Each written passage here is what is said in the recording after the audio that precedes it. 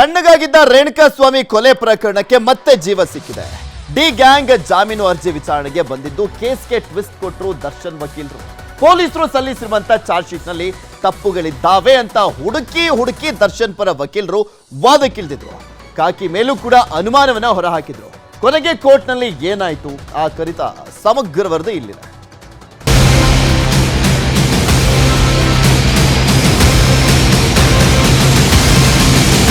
ರೇಣುಕಾಸ್ವಾಮಿ ಭೀಕರ ಹತ್ಯೆ ಪ್ರಕರಣದ ಆರೋಪಿ ನಟ ದರ್ಶನ್ಗೆ ಬಿಡುಗಡೆ ಭಾಗ್ಯ ಸಿಗುತ್ತಾ ಅಂತ ಅವರ ಅಭಿಮಾನಿಗಳು ತುದಿಗಾಲಲ್ಲಿ ನಿಂತು ಕಾಯ್ತಿದ್ದಾರೆ.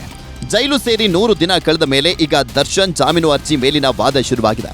ಬೆಂಗಳೂರಿನ 57ನೇ ಸಿಸಿಎಚ್ ಕೋರ್ಟ್ನಲ್ಲಿ ದರ್ಶನ್ಗೆ ಜಾಮೀನು ಅರ್ಜಿ ವಿಚಾರಣೆಗೆ ಬಂತು. ಜಾಮೀನು ಕೊಡಿ ಅಂತ ದರ್ಶನ್ ಪರ ವಾದ ಮಾಡ್ತಾ ಇರುವಂತ ಹಿರಿಯ ವಕೀಲ ಸಿ.ವಿ. ನಾಗೇಶ್ ನ್ಯಾಯಾಧೀಶರನ್ನು ಕೂಡ ಕೇಳಿಲ್ಲ.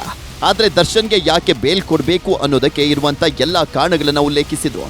ಚಾರ್ಜ್ ಶೀಟ್ ನಲ್ಲಿರುವಂತ ಒಂದೊಂದೇ ತಪ್ಪುಗಳನ್ನ ದರ್ಶನ್ ಪರ ಹಿರಿಯ ವಕೀಲ ಸಿ.ವಿ. ನಾಗೇಶ್ ಜಡ್ಜ್ ಎದುರಿಟ್ರು. Darshan bail case target media. ಹಿರಿಯ ಕ್ರಿಮಿನಲ್ ವಕೀಲ ಸಿ.ವಿ. ನಾಗೇಶ್ ದರ್ಶನ್ ಪರ ವಾದ ಶುರು ಮಾಡ್ತಾ ಇದ್ದಂತೆ ಮೊದಲು ಮಾಧ್ಯಮಗಳನ್ನ ಟಾರ್ಗೆಟ್ ಮಾಡಿದ್ರು. ಮಾಧ್ಯಮದವರು ದರ್ಶನ್ ದೋಷಿ ಅಂದಿದ್ದಾರೆ. ರಿಕವರಿ ಪಂಚನಾಮೆ ಸಾಕ್ಷಿಗಳನ್ನ ತೋರಿಸಿದ್ದಾರೆ. ಮಾಧ್ಯಮಗಳ ವರದಿ ಆಧರಿಸಿ ಕೋರ್ಟ್ ಆದೇಶಿಸಲ್ಲ, ಕೋರ್ಟ್ ಆದೇಶ ನೀಡಲ್ಲ ಅನ್ನೋ ನಂಬಿಕೆ ನನಗಿದೆ. ಹಲ್ಲೆಯಾದ ಫೋಟೋ ಝೂಮ್ ಮಾಡಿ ತೋರಿಸಿದ್ದಾರೆ. ಮೃತನ ಮುಖವನ್ನ ನಾಯಿಗಳು ತಿಂದಿದ್ದನ್ನೂ ಬಿಟ್ಟಿಲ್ಲ. ಆರೋಪಿಗೆ ಯಾವ ಶಿಕ್ಷೆ ಅಂತಾನು ತೋರಿಸಿದ್ದಾರೆ. ಕೋರ್ಟ್ ಕನ್ಕ್ಲೂಷನ್ಗೆ ಬಂದಿದೆ ಅಂತ ಹೇಳಿದ್ದಾರೆ. ನಿವೃತ್ತ ಪೊಲೀಸರನ್ನ ಕೂರಿಸಿ ಡಿಬೇಟ್ ಮಾಡಿದ್ದಾರೆ. ಮೊದಲು ತನಿಖಾಧಿಕಾರಿಗೆ ಕೋರ್ಟ್ ಕ್ಲಾಸ್ ತಗೋಬೇಕು. ಅತ್ಯುತ್ತಮ ತನಿಖಾ ವರದಿ ಅಂತ ಎಸ್ಪಿಪಿ ಹೇಳಿದ್ದಾರೆ. ನನ್ನ ಪ್ರಕಾರ ಇದೊಂದು ಕೆಟ್ಟ ತನಿಖಾ ವರದಿ. ಹೀಗೆ ಜಡ್ಜ್ ಎದುರು ಮೊದಲು ಮಾಧ್ಯಮಗಳ ವರದಿಯನ್ನೇ ಮುಂದಿಟ್ಟು ಸಿ.ವಿ. ನಾಗೇಶ್ ವಾದಕ್ಕಿಳಿದ್ರು. ಆಮೇಲೆ ಚಾರ್ಜ್ ಶೀಟ್ ನಲ್ಲಿರುವಂತ ತಪ್ಪುಗಳನ್ನ ಒಂದೊಂದಾಗಿ ಮಾರ್ಕ್ ಮಾಡಿ ದರ್ಶನ್ ಪರ ವಾದ ಮಂಡಿಸಿದ್ರು. ಪೊಲೀಸರು ಲಾಠಿ, ಮರದ ಕೊಂಬೆ ವಶಪಡಿಸಿದ್ದಾರೆ. 4 ಅಡಿ ನೈಲಾನ್ ಹಗ್ಗವನ್ನು ಸೀಸ್ ಮಾಡಿದ್ದಾರೆ. ಸ್ಟೋನಿ ಬ್ರೂಕ್ ನೀರಿನ ಬಾಟಲಿ ವಶಕ್ಕೆ ಪಡೆದಿದ್ದಾರೆ. ಎಲ್ಲದರ ಮೇಲೂ ಸ್ವಾಮಿ ರಕ್ತದ ಕಲೆ ಇದೆ ಅಂದಿದ್ದಾರೆ.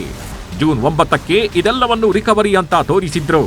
ರಾತ್ರಿ ಟಾರ್ಚ್ ಲೈಟ್ ಹಾಕಿ ಮಹಜರು ಮಾಡಿದ್ದಾರೆ. ಟಾರ್ಚ್ ಲೈಟ್ ಹಾಕಿ ಮಹಜರು ಮಾಡಿದ್ಯಾಕೆ? ಇದಾದ್ಮೇಲೆ ದರ್ಶನ್ ವಿರುದ್ಧ ಪಿಎಸ್ಐ ಒಬ್ಬರನ್ನ ಸಾಕ್ಷಿ ಮಾಡಿದ್ದನ್ನ ಸಿ.ವಿ. ನಾಗೇಶ್ ಉಲ್ಲೇಖಿಸಿ ಎಲ್ಲಿ ಲೋಪವಾಗಿದೆ ಅಂತ ವಾದ ಮಾಡಿದ್ರು. ಪಿಎಸ್ಐ ವಿನಯ್ಗೆ ಪ್ರದೂಷ್ ವಾಟ್ಸ್ಆಪ್ ಫೋನ್ ಮಾಡಿದ್ರಂತೆ. ಜೂನ್ 8ಕ್ಕೆ ನನಗೆ ಫೋನ್ ಮಾಡಿದ್ರು ಅಂತ ಪಿಎಸ್ಐ ಹೇಳಿದ್ದಾರೆ. ಜೂನ್ 9ಕ್ಕೆ ಆರೋಪಿಗಳು ಶರಣಾಗಿದ್ದಾರೆ ಅಂತ ಉಲ್ಲೇಖವಿದೆ. ಜೂನ್ 9ಕ್ಕೆ ಸಾಕ್ಷಿಗಳ ರಿಕವರಿ ಆಗಿದೆ ಅಂತ ತೋರಿಸಿದ್ದಾರೆ.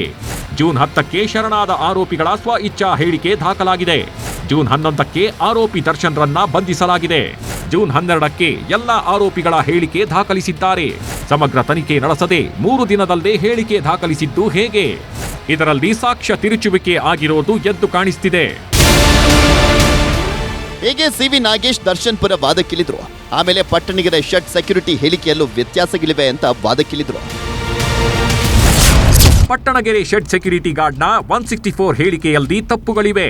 ಜೂನ್ 8ಕ್ಕೆ ಮಧ್ಯಾಹ್ನದ ಬಳಿಕ ಕಾರುಗಳು ಬಂದಿವೆಯಂತೆ.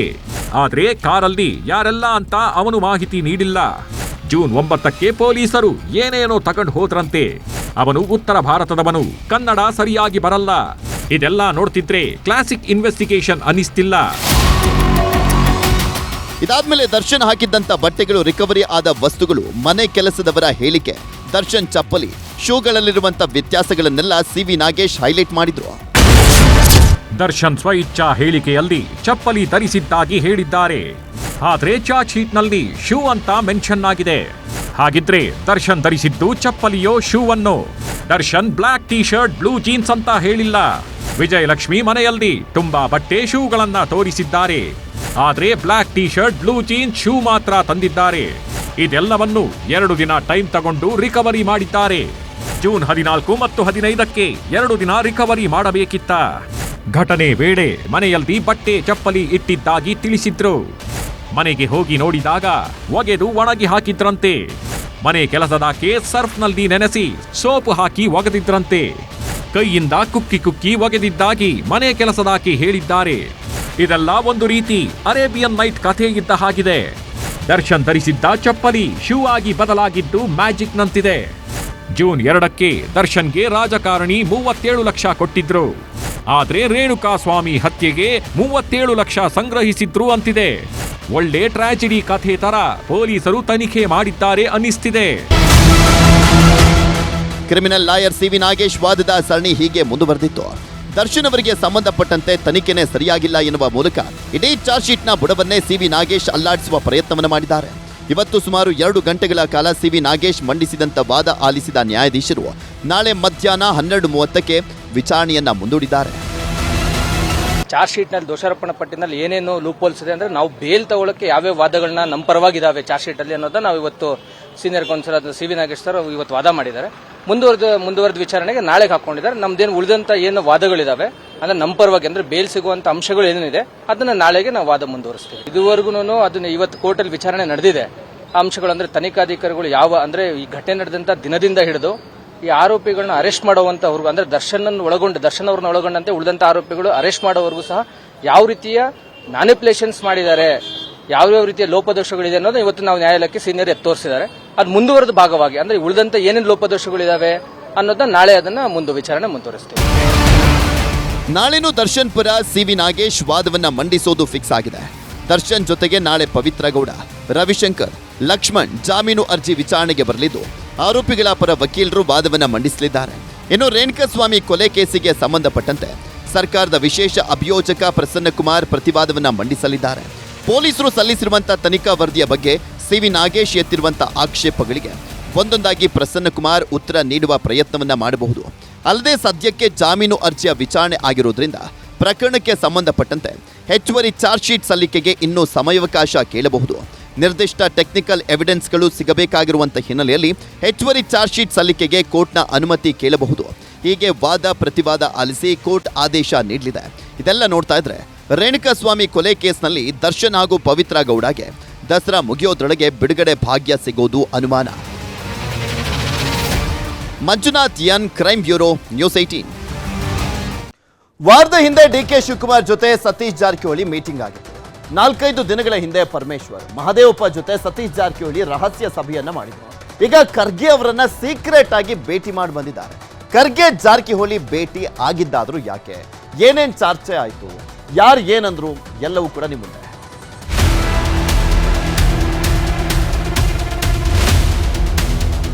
ಮೂಡಾದಲ್ಲಿ ಅಕ್ರಮ ಸೈಟು ಪಡೆದು ವಾಪಸ್ ಕೊಟ್ಟ ಸುಳಿಯಲ್ಲಿ ಮುಖ್ಯಮಂತ್ರಿ ಒದ್ದಾಡ್ತಿದ್ದಾರೆ. ಇನ್ನೊಂದು ಕಡೆ ಜಾರಿ ನಿರ್ದೇಶನಾಲಯದ ತನಿಖೆಯನ್ನು ಚುರುಕಾಗ್ತಿದೆ. ತನಿಖೆಗೇನಾದ್ರೂ ಇರ್ಲಿ, ನಾವು ಸಿಎಂ ಸಿದ್ದರಾಮಯ್ಯ ಬೆನ್ನಿಗಿದ್ದೀವಿ ಅಂತ ಕಾಂಗ್ರೆಸ್ ಕಲಿಗಳೆಲ್ಲ ಹೇಳಿಕೆ ಕೊಡ್ತಿದ್ದಾರೆ. ಇದರ ಮಧ್ಯೆನೇ ಸೈಲೆಂಟ್ ಆಗಿ ಎಐಸಿಸಿ ಅಧ್ಯಕ್ಷ ಮಲ್ಲಿಕಾರ್ಜುನ ಖರ್ಗೆ ಅವರನ್ನ ಲೋಕೋಪಯೋಗಿ ಸಚಿವ ಸತೀಶ್ ಜಾರಕಿಹೊಳಿ ಭೇಟಿ ಮಾಡಿದ್ದಾರೆ. ಸಿಎಂ ಸೀಟು ಬದಲಾವಣೆ ವಿಷಯದ ಬಗ್ಗೆ ಚರ್ಚೆ ಆಯ್ತಾ ಅಂತ ಕಾಂಗ್ರೆಸ್ ಪಕ್ಷದೊಳಗೆ ಚರ್ಚೆಗಳಾಗ್ತಿದೆ. ಇದರ ಮಧ್ಯೆನೇ ಸತೀಶ್ ಜಾರಕಿಹೊಳಿ ಅವರೇ ವಿವರಣೆ ಕೊಟ್ರು. ಖರ್ಗೆ ನಮ್ಮ ವರಿಷ್ಠರು, ದೆಹಲಿಗೆ ಹೋದಾಗ ಭೇಟಿಯಾಗಿದ್ದೆ, ರಾಜಕೀಯ ಸಮಸ್ಯೆಗಳನ್ನು ಮಾತ್ರ ಚರ್ಚೆ ಮಾಡಿದ್ದೇವೆ ಅಂದ್ರು. ದಲಿತ ಸಿಎಂ ಕೂಗು ಎದ್ದಿಲ್ಲ ಅಂತಾನು ಸತೀಶ್ ಜಾರಕಿಹೊಳಿ ಸ್ಪಷ್ಟನೆ ಕೊಟ್ರು.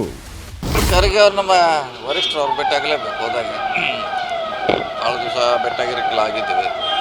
ವಿರೋಧ ಪಕ್ಷದಲ್ಲಿ 2-3 ತಿಂಗಳಿಂದ ಹೇಳ್ತಿದ್ದಾರೆ, ಇವತ್ತಲ್ಲ. ಸೊ ಹೇಳ್ತಾರೆ. ಸೊ ನಾವು ಕಾನೂನು ರೀತಿ ಹೋರಾಟ ಮಾಡೋಂಥ ನಿರ್ಧಾರ ಮಾಡಿದ್ವಿ. ಎದ್ದಿಲ್ಲ, ಯಾವುದೇ ಎದ್ದಿಲ್ಲ, ಯಾರು ಎದ್ದಿಲ್ಲ, ದಲಿತ ಅಂತ ಏನಿಲ್ಲ. ಒಂದು ಗಂಟೆ ಕೂತಿದ್ವಿ, ಚರ್ಚೆ ಮಾಡಿದ್ವಿ ಅಷ್ಟೇ. ರಾಜಕೀಯ ನಮ್ಮ ಕೆಲವು ಸಮಸ್ಯೆಗಳನ್ನು ಚರ್ಚೆ ಮಾಡಿದ್ವಿ ಅಷ್ಟೇ. ಸತೀಶ್ ಜಾರಕಿಹೊಳಿ ದೆಹಲಿಯಿಂದ ವಾಪಸ್ ಆಗಿದ್ದಾರೆ. ಖರ್ಗೆ ಅವರ ಜೊತೆ 30 ನಿಮಿಷ ಚರ್ಚೆ ಮಾಡಿ ವಾಪಸ್ ಆಗಿದ್ದಾರೆ. ಕಾಂಗ್ರೆಸ್ ಮೂಲಗಳ ಪ್ರಕಾರ ಖರ್ಗೆ ಅವರ ಜೊತೆ ಸಿಎಂ ವಿಷಯವಾಗಿ ಚರ್ಚೆ ಮಾಡಿದ್ದಾರೆ. ಸಿದ್ದರಾಮಯ್ಯರ ರಾಜೀನಾಮೆ ಪಡೆಯಬಾರದು, ಎಂತಹ ಸನ್ನಿವೇಶ ಬಂದ್ರೂ ಸಿಎಂ ಜೊತೆ ನಾವಿದ್ದೀವಿ, ಇದು ರಾಜಕೀಯ, ಸಿಎಂ ಬದಲಾವಣೆ ಬೇಕಾಗಿಲ್ಲ, ಕುರ್ಚಿ ಬಿಡುವ ಸ್ಥಿತಿ ಬಂದ್ರೆ ಮುಂದೆ ನೋಡೋಣ, ಬಿಜೆಪಿ ಜೆಡಿಎಸ್ ರನ್ನ ರಾಜಕೀಯವಾಗಿ ಎದುರಿಸೋಣ, ಸಿದ್ದರಾಮಯ್ಯನವರ ವರ್ಚಸ್ಸಿಗೆ ಧಕ್ಕೆ ಆಗಬಾರದು, ಅಂಥ ಸ್ಥಿತಿ ಬಂದ್ರೆ ವರಿಷ್ಠರ ನಿಲುವಿಗೆ ಬದ್ಧರಾಗ್ತೀವಿ.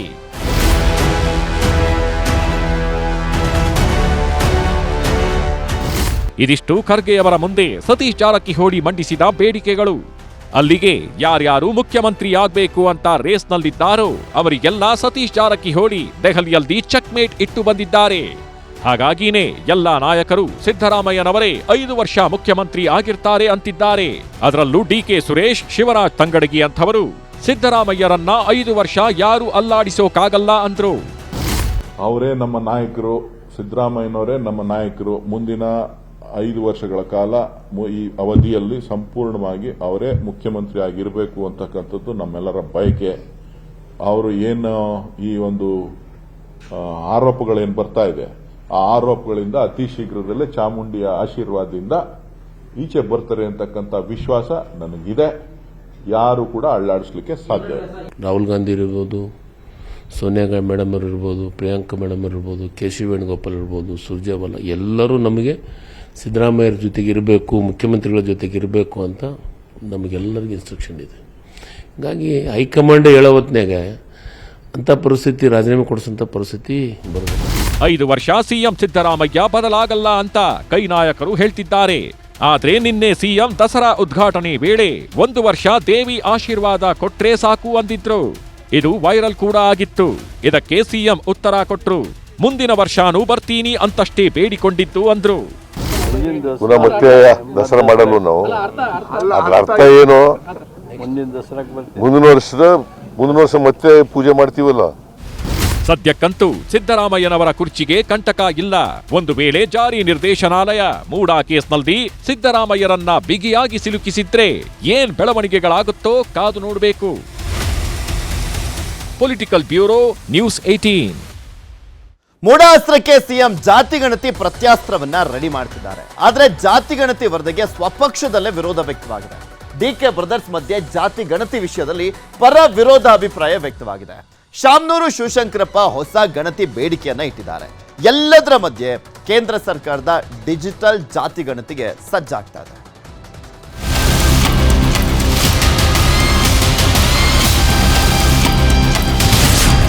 ಮೂಢಾಸ್ತ್ರಕ್ಕೆ ಪ್ರತ್ಯಾಸ್ತ್ರವಾಗುತ್ತಾ ಜಾತಿ ಗಣತಿ. ಜೋರಾಗ್ತಾ ಇದೆ ಜಾತಿ ಗಣತಿ ರಾಜಕೀಯ. ಮೂಢಾಸ್ತ್ರಕ್ಕೆ ಪ್ರತಿಯಾಗಿ ಜಾತಿ ಜನಗಣತಿ ಪ್ರತ್ಯಾಸ್ತ್ರ ಪ್ರಯೋಗಿಸಲಿಕ್ಕೆ ಸಿಎಂ ಸಿದ್ದರಾಮಯ್ಯ ಪಡೆ ಸಜ್ಜಾಗಿದೆ. ಜಾತಿ ಜನಗಣತಿ ವರದಿ ಬಹಿರಂಗಕ್ಕೆ ಸಿಎಂ ಆಪ್ತರು ಪ್ಲಾನ್ ಮಾಡಿದ್ದು, ಇದಕ್ಕಾಗಿ ಸಿಎಸ್ ದ್ವಾರಕನಾಥ್ ನೇತೃತ್ವದಲ್ಲಿ ಮುಂದಿನ ವಾರ ಸಭೆ ನಡೆಸಲಿಕ್ಕೆ ಸಿದ್ಧತೆಯನ್ನು ಮಾಡಿಕೊಂಡಿದ್ದಾರೆ.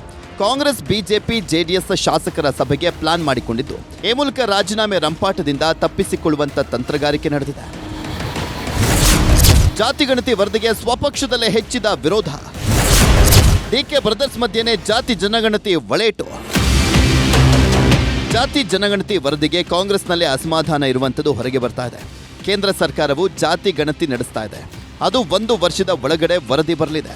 ಅಲ್ಲಿವರೆಗೂ ಕಾಯಿರಿ ಅಂತ ಮಾಜಿ ಸಂಸದ ಡಿಕೆ ಸುರೇಶ್ ಮನವಿಯನ್ನು ಮಾಡಿಕೊಂಡಿದ್ದಾರೆ. ಆದರೆ ಡಿಕೆ ಸುರೇಶ್ ಸಹೋದರ ಉಪಮುಖ್ಯಮಂತ್ರಿ ಡಿಕೆ ಶಿವಕುಮಾರ್ ಪಕ್ಷದಲ್ಲಿ ಪಾಲಿಸಿ ಇದೆ. ಎಲ್ಲರಿಗೂ ನ್ಯಾಯ ಒದಗಿಸ್ತೀವಿ ಅಂತಿದ್ದು ಗೊಂದಲ ಆಗಬಾರ್ದು ಅಂತ ಜಾತಿ ಗಣತಿ ವಿಚಾರವನ್ನ ಸ್ವಲ್ಪ ಎಚ್ಚರಿಕೆಯ ನಡೆಯನ್ನ ಇಡಬೇಕಂತೇಳಿ ಮಾನ್ಯ ಮುಖ್ಯಮಂತ್ರಿಗಳನ್ನ ನಾನು ಒತ್ತಾಯ ಮಾಡ್ತೇನೆ. ಜಾತಿ ಗಣತಿ ವಿಚಾರ ಇವತ್ತು ಕೇಂದ್ರ ಸರ್ಕಾರ ಕೂಡ ಸೆನ್ಸಸ್ ಅನ್ನ ಘೋಷಣೆ ಮಾಡಿದ್ದಾರೆ. ಸೆನ್ಸಸ್ ಮಾಡುವಂತ ಸಂದರ್ಭದಲ್ಲಿ ಯಾವ್ಯಾವ ರೀತಿಯ ಮಾನದಂಡಗಳನ್ನ ಉಪಯೋಗಿಸ್ತಾರೆ, ಅವರು ಕೂಡ ಜಾತಿ ಜನಗಣತಿಗೆ ಮುಂದಾಗ್ತಾ ಇರೋದ್ರಿಂದ so once for all national census ಒಳಗಡೆನೆ ಬಂತು ಅಂತ ಅಂದ್ರೆ ಯಾವುದೇ ಗೊಂದಲಗಳು ಕೂಡ ಇರೋದಿಲ್ಲ. ಪಾರ್ಟಿಲಿ ಒಂದು ಪಾಲಿಸಿ ಇದೆ. ನಮ್ಮ ಪಾರ್ಟಿ ಪಾಲಿಸಿ ಏನಿದೆಯೋ ಆ ಪಾಲಿಸಿ ಪ್ರಕಾರ ಮಾಡ್ತೀವಿ. ಎಲ್ಲರಿಗೂ ನ್ಯಾಯ ಒದಗಿಸ್ಕೊಡ್ತೀವಿ.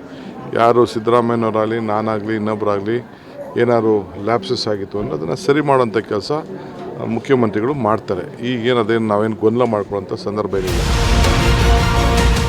ಜಾತಿ ಜನಗಣತಿ ವರದಿ ಬಗ್ಗೆ ಮಾತನಾಡಿದಂಥ ಕೈ ಶಾಸಕ ಶಾಮನೂರು ಶಿವಶಂಕರಪ್ಪ, ಹಳೆಯ ಜಾತಿ ಜನಗಣತಿ ವರದಿ ಬೇಡ, ಮತ್ತೆ ಸರ್ವೆ ಮಾಡಿಸಿ ಅಂತ ಹೇಳಿದ್ದಾರೆ. ಶಾಮನೂರು ಮಾತಿಗೆ ಮಾಜಿ ಸಚಿವ, ಗ್ಯಾರಂಟಿ ಅನುಷ್ಠಾನ ಸಮಿತಿ ಅಧ್ಯಕ್ಷ ಎಚ್.ಎಂ. ರೇವಣ್ಣ ತಿರುಗೇಟನ್ನು ಕೊಟ್ಟರು. ಯಾವುದೇ ಜಾತಿ ಪರ ವಿರುದ್ಧವಾಗಿ ವರದಿ ತಯಾರಿಸಿಲ್ಲ. ಮನೆ ಮನೆಗೆ ತೆರಳಿ ಕರಾರುವಕ್ಕಾಗಿ ವರದಿಯನ್ನು ತಯಾರಿಸಿದ್ದಾರೆ. ಅವಕಾಶ ವಂಚಿತ ಜನರಿಗೆ ಅನುಕೂಲವಾಗಲಿದೆ ಅಂತ ಹೇಳಿದ್ರು ರೇವಣ್ಣ. ಹೊಸದಾಗಿ ಜನಗಣತಿಯನ್ನು ಮಾಡಲಿ ಅವರು. ಯಾಕೆಂದರೆ ವೀರಶೈವದೊಳಗೆ ಎಲ್ಲ ಬೇರೆ ಬೇರೆ ಮಾಡಿ, ಒಳಪಂಗಡವನ್ನೆಲ್ಲ ಬೇರೆ ಬೇರೆ ಮಾಡಿ ನಮ್ಮ ಜನಸಂಖ್ಯೆ ಕಡಿಮೆ ಮಾಡಿದ್ದಾರೆ. ಅದ್ರಾಗ ಅದಕ್ಕೋಸ್ಕರ ನಾವು ಅದನ್ನು ವಿರೋಧ ಮಾಡ್ತೇವೆ.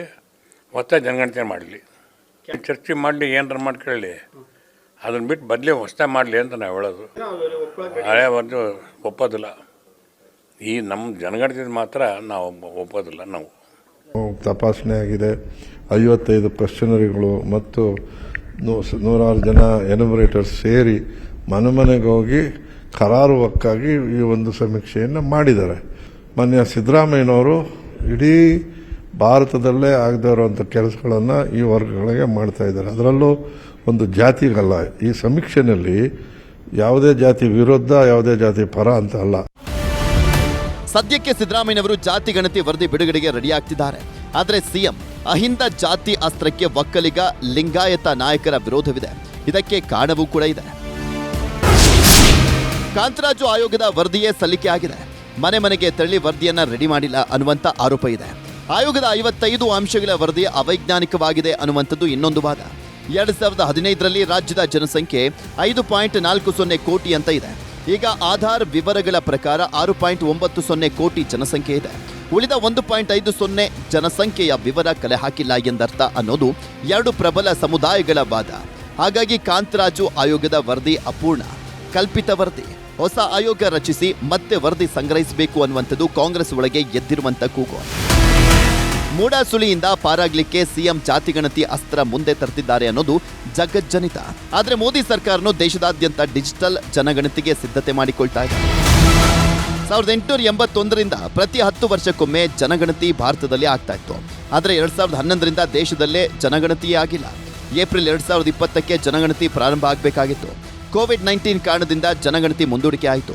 ಈಗ ಶೀಘ್ರದಲ್ಲೇ ಡಿಜಿಟಲ್ ಜನಗಣತಿಗೆ ಕೇಂದ್ರ ಸಿದ್ಧತೆ ಮಾಡಿಕೊಳ್ತಾ ಇದೆ. 12,000 ಕೋಟಿ ಜನಗಣತಿಗೆ ಖರ್ಚಾಗುವಂತ ಸಾಧ್ಯತೆ ಇದೆ ಅಂತ ಹೇಳಲಾಗ್ತಾ ಇದೆ. ನೋಡೋಣ, ರಾಜ್ಯ ಸರ್ಕಾರ ಮೊದಲು ಜಾತಿ ಗಣತಿ ಹೊರಬರುತ್ತಾ ಅಥವಾ ಕೇಂದ್ರ ಸರ್ಕಾರದ ಜನಗಣತಿ ಹೊರಗೆ ಬರುತ್ತಾ ಅಂತ. Bureau report, news 18. ಮೈಸೂರಿನ ಮೂಡ 50-50 ಹಗರಣದ ತನಿಖೆ ಚುರುಕನ್ನ ಪಡೆದಿರುವಂಥದ್ದು. ಮೂಡ ಅಕ್ರಮದಲ್ಲಿ ಭಾಗಿಯಾದವರೆಲ್ಲ ಒಗ್ಗಟ್ಟಾಗ್ತಾ ಇದ್ದಾರೆ ಅಂತ ಸ್ನೇಹಮಯಿ ಕೃಷ್ಣ ಹೊಸ ಬಾಂಬ್ ಅನ್ನು ಸಿಡಿಸಿದ್ದಾರೆ. ಇನ್ನು ಒಂದ್ ಕಡೆ ಟಿಜೆ ಅಬ್ರಹಾಂ ಇಡಿ ಸಿಬಿಐ ಬೇಡ, ಲೋಕಾಯುಕ್ತ ತನಿಖೆನೆ ಸಾಕು ಅಂತ ಹೇಳಿ ಅಚ್ಚರಿಯನ್ನ ಮೂಡಿಸಿದ್ರು.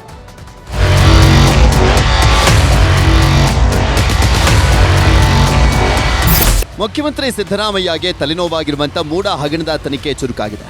ಮೈಸೂರಿನ ವಿಜಯನಗರ ಬಡಾವಣೆಯಲ್ಲಿ ಲೋಕಾಯುಕ್ತ ಅಧಿಕಾರಿಗಳು ಸರ್ವೆ ನಡೆಸಿದ್ದಾರೆ. ಹಗರಣದ ದೂರುದಾರ ಸ್ನೇಹಮಯಿ ಕೃಷ್ಣರನ್ನ ಕರ್ಕೊಂಡು ಬಂದರು ಲೋಕ ಅಧಿಕಾರಿಗಳು, ಭೂಮಾಪನ ಇಲಾಖಾ ಅಧಿಕಾರಿಗಳು ಹಾಗೂ ಮೂಡ ಅಧಿಕಾರಿಗಳು ಒಟ್ಟಿಗೆ ಮೈಸೂರಿನ ವಿಜಯನಗರ ಬಡಾವಣೆಯ ವಿವಿಧ ಹಂತದಲ್ಲಿರುವಂತಹ 14 ಸೈಟುಗಳ ಮಹಜರನ್ನ ಮಾಡಿದ್ದಾರೆ.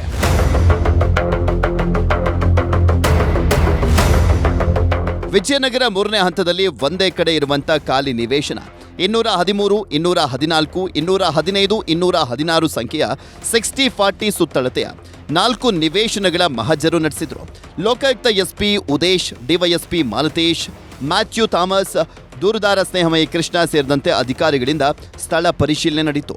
ಇದೇ ವೇಳೆ ಮಾತನಾಡಿದಂಥ ದೂರುದಾರ ಸ್ನೇಹಮಯಿ ಕೃಷ್ಣ ಗಂಭೀರ ಆರೋಪವನ್ನು ಮಾಡಿದರು. ಮೂಡದಲ್ಲಿ ಯಾರು 50-50 ನಿಯಮದಲ್ಲಿ ಸೈಟು ಪಡೆದಿದ್ದಾರೋ ಆ ಕಳ್ಳರೆಲ್ಲ ಒಂದಾಗ್ತಿದ್ದಾರೆ.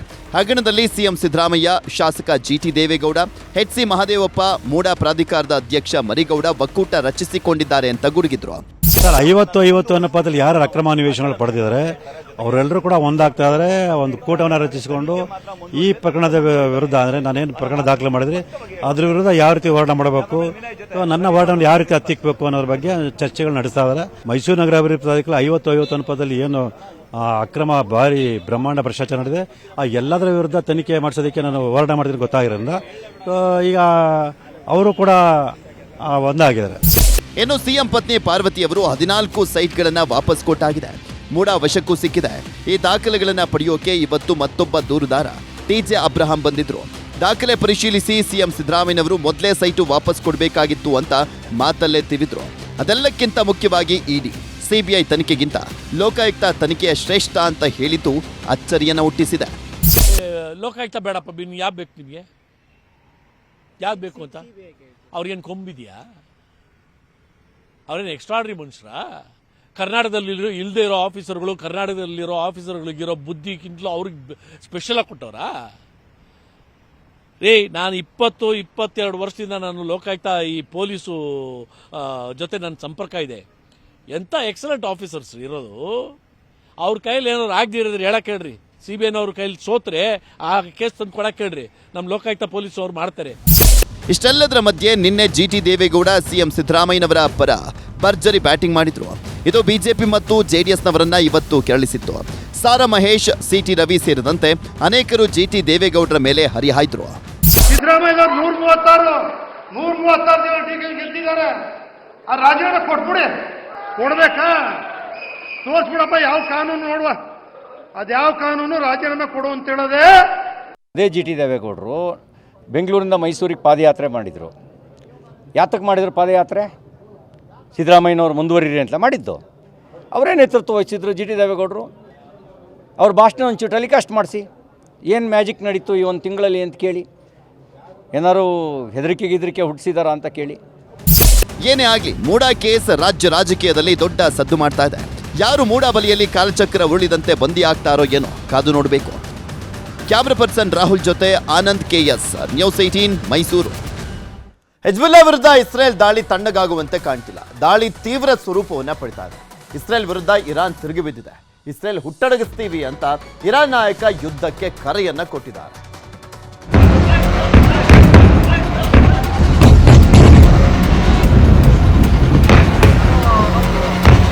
ಪಶ್ಚಿಮ ಏಷ್ಯಾದಲ್ಲಿ ಎರಡೂ ದೇಶಗಳ ನಡುವೆ ಸಂಘರ್ಷ ತೀವ್ರಗೊಂಡಿದೆ. ಲೆಬನಾನ್ನ ಹಿಜ್ಬುಲ್ಲಾಗಳನ್ನೇ ಗುರಿಯಾಗಿಸಿ ಇಸ್ರೇಲ್ ನಿರಂತರವಾಗಿ ದಾಳಿ ಮಾಡ್ತಿದೆ. ಇತ್ತ ಇಸ್ರೇಲ್ ದಾಳಿ ವಿರುದ್ಧ ಇರಾನ್ ತಿರುಗಿ ಬಿದ್ದಿದ್ದು ಇಸ್ರೇಲ್ ಇರಾನ್ ಮಧ್ಯೆ ಭೀಕರ ಯುದ್ಧವಾಗುವ ಭೀತಿ ಶುರುವಾಗಿದೆ.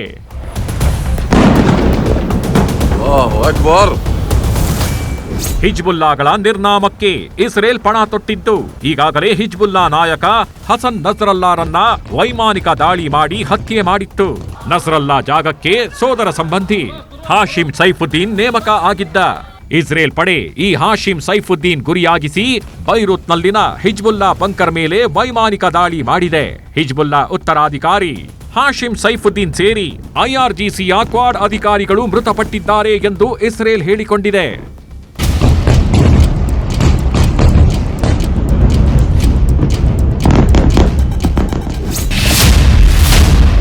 ಇಸ್ರೇಲ್ಗೆ ಉಳಿಗಾಲ ಇಲ್ಲ, ನಾವು ಹಿಂದೆ ಸರಿಯಲ್ಲ.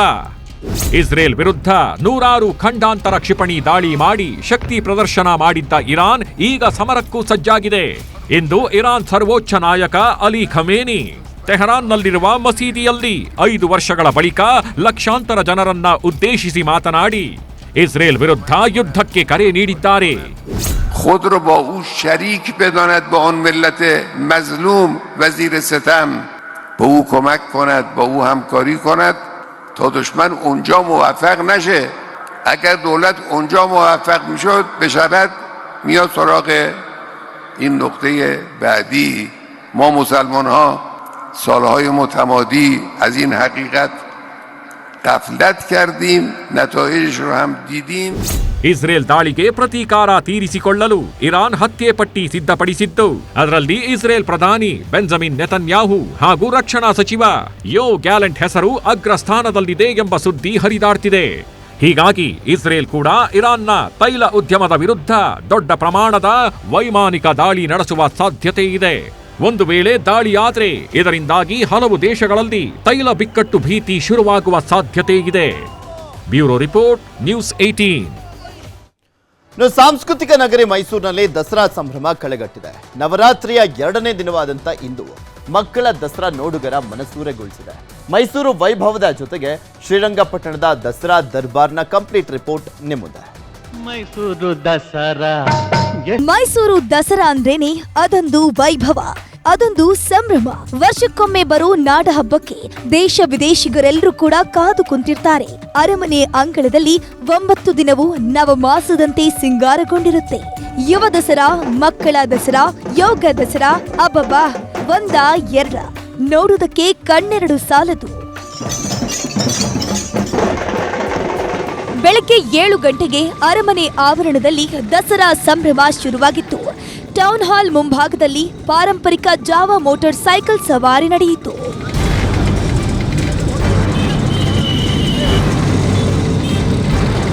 ಒಂಬತ್ತು 30ಕ್ಕೆ ಶುರುವಾದ ಮಕ್ಕಳ ದಸರಾ ನೋಡುಗರ ಮನಸೂರೆಗೊಳಿಸಿದೆ. ಬಸವಣ್ಣ, ರಾಣಿ ಚೆನ್ನಮ್ಮ, ವರಕೆ ಓಬವ್ವ, ಸ್ವಾಮಿ ವಿವೇಕಾನಂದ ವೇಷದಲ್ಲಿ ಮಕ್ಕಳು ಮೇರಾ ಮಿಂಚಿದ್ರು. ಜೊತೆಗೆ ಪೂಜಾ ಕುಣಿತ, ಡೊಳ್ಳು ಕುಣಿತ, ಜಾನಪದ ನೃತ್ಯ, ಕಂಸಾಳಿ ನೃತ್ಯ, ಹುಲಿವೇಷ ಕುಣಿತ ಜನರಿಗೆ ಇವೆಲ್ಲವೂ ಕೂಡ ಮನರಂಜನೆ ನೀಡಿದೆ. ಇನ್ನು ರಂಗೋಲಿ ಸ್ಪರ್ಧೆಯಲ್ಲಿ ಮಹಿಳೆಯರು ಫುಲ್ ಬ್ಯುಸಿಯಾಗಿದ್ರು. ಚಾಮುಂಡೇಶ್ವರಿ ಚಿತ್ತಾರ, ಮಹಿಷನ ಚಿತ್ತಾರ, ನವಿಲಿನ ರಂಗೋಲಿ, ಚುಕ್ಕಿ ರಂಗೋಲಿ ಸೇರಿದಂತೆ ಬಗೆ ಬಗೆಯ ರಂಗೋಲಿ ಬಿಡಿಸಿ ದಸರಾ ಸಂಭ್ರಮಕ್ಕೆ ಮತ್ತಷ್ಟು ಮೆರುಗು ತಂದ್ರು. ಶ್ರೀರಂಗಪಟ್ಟಣದಲ್ಲಿ ದಸರಾ ದರ್ಬಾರ್. ಮೈಸೂರು ದಸರಾ ಜೊತೆಗೆ ಮಂಡ್ಯದ ಶ್ರೀರಂಗಪಟ್ಟಣದಲ್ಲೂ ದಸರಾ ದರ್ಬಾರ್ ಶುರುವಾಗಿದೆ. ಇಂದಿನಿಂದ ಅಕ್ಟೋಬರ್ 7ರವರೆಗೆ ಶ್ರೀರಂಗಪಟ್ಟಣದಲ್ಲಿ ದಸರಾ ಕಾರುಬಾರು ಜೋರಾಗಿ ನಡೆಯುತ್ತೆ. ನಟ ಶಿವರಾಜ್ ಕುಮಾರ್ ಶ್ರೀರಂಗಪಟ್ಟಣ ದಸರಾ ಉದ್ಘಾಟನೆ ಮಾಡಿದ್ದು ಹಬ್ಬದ ಕಳೆಗೆ ಮತ್ತಷ್ಟು ಮೆರುಗು ತಂದ್ರು.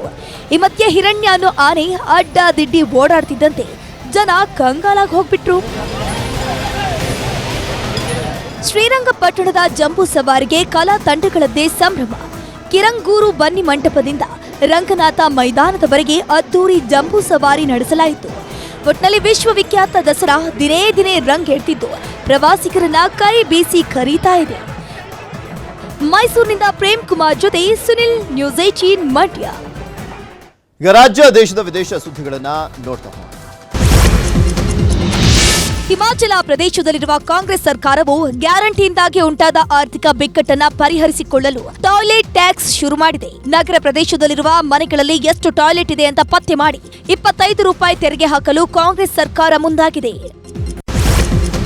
ಬೆಂಗಳೂರು ಮೆಟ್ರೋ ಪ್ರಯಾಣಿಕರಿಗೆ ಟಿಕೆಟ್ ದರ ಏರಿಕೆಯ ಬಿಸಿ ತಟ್ಟಲಿದೆ. 2ನೇ ಬಾರಿ ಮೆಟ್ರೋ ಟಿಕೆಟ್ ದರ ಏರಿಸಲು ಬಿಎಂಆರ್ಸಿಎಲ್ ಮುಂದಾಗಿದೆ. ಈ ಬಾರಿ 15ರಿಂದ 20% ಟಿಕೆಟ್ ದರ ಏರಿಕೆ ಮಾಡುವಂತಹ ಸಾಧ್ಯತೆ ಇದೆ. ಅಕ್ಟೋಬರ್ 15 ಮತ್ತು 16ರಂದು ವಿದೇಶಾಂಗ ಸಚಿವ ಎಸ್ ಜೈಶಂಕರ್ ಪಾಕಿಸ್ತಾನಕ್ಕೆ ಪ್ರಯಾಣಿಸಲಿದ್ದಾರೆ. ಪಾಕಿಸ್ತಾನದಲ್ಲಿ ನಡೆಯುವ ಶಾಂಘೈ ಸಹಕಾರ ಸಂಸ್ಥೆಯ ಸರ್ಕಾರದ ಮುಖ್ಯಸ್ಥರ ಮಂಡಳಿ ಸಭೆಯಲ್ಲಿ ಭಾಗಿಯಾಗಲಿದ್ದಾರೆ.